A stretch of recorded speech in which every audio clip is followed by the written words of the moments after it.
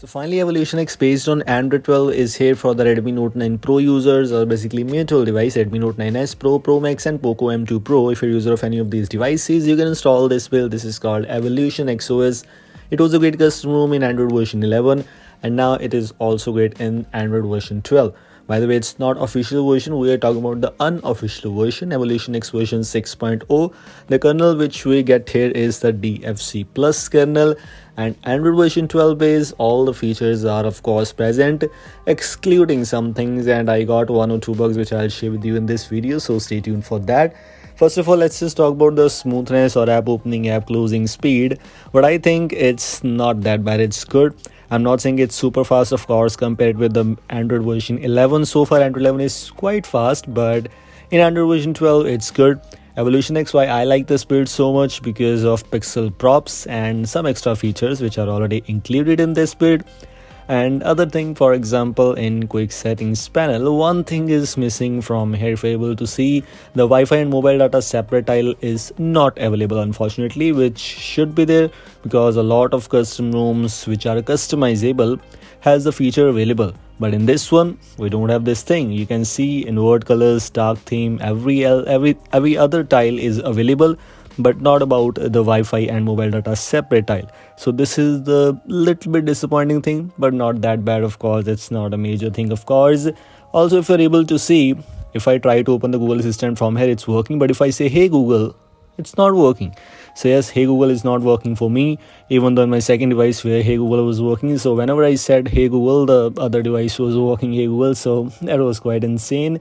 Now in the terms of camera section, the Google Camera Go edition is pre-installed, which is actually quite good, because Google Camera, if you having pre-installed, is of course always better compared to a Snap camera which you get. Including that, let's just talk about the L1 status, if it is present here or not. For me, unfortunately, L1 is not there. Let me show you by scrolling to up right now. You can see security level is L3. I'm not sure why. Maybe I haven't flashed firmware, that's why, but this is what I got right now. So you can consider it as a bug, but it's up to users' opinion. But at least something is quite good, which is called safety net status. Safety net status does not have any kind of issues.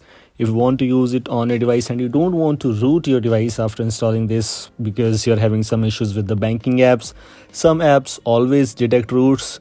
For my case, PhonePe and MyJio always detect root, no matter if we have already enabled the Magic Hide option, but it always detects. So it's good.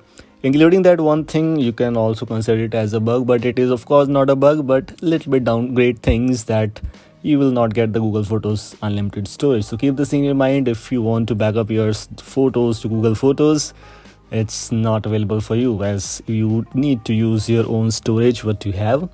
Including that, of course, as expectedly, fingerprint is of course there, but there is no face unlock, unfortunately, which of course should be included, but maybe included in the upcoming updates in all custom ROMs.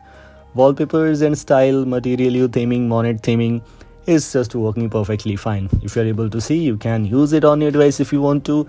App grid, etc. you can adjust, change wallpaper, whatever you want to do. The basic things are there which are working perfectly fine. You can even use the basic colors. Wallpaper colors also does not have any kind of issues. So yes, monet theming is just working fine. It was expected. Now last but not the least, let's just talk about some customizations, as this ROM always comes with some customizations. We're talking about the new version based on Android version 12. So customizations are a little bit limited, but it's not that bad. You can use it on your device.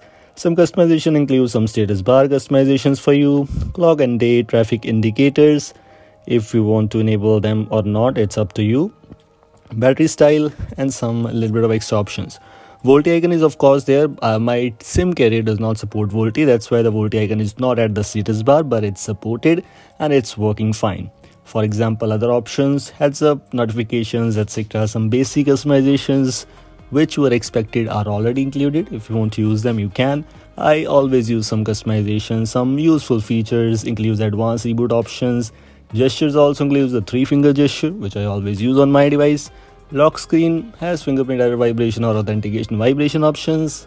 Buttons, animations, which are almost same. Everything else is same. If you want to give it a try, link is in the description. This is all. Thanks for watching. Goodbye.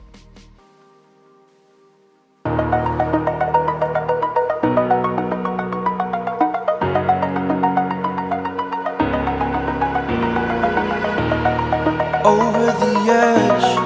Feel like I'm floating through the air.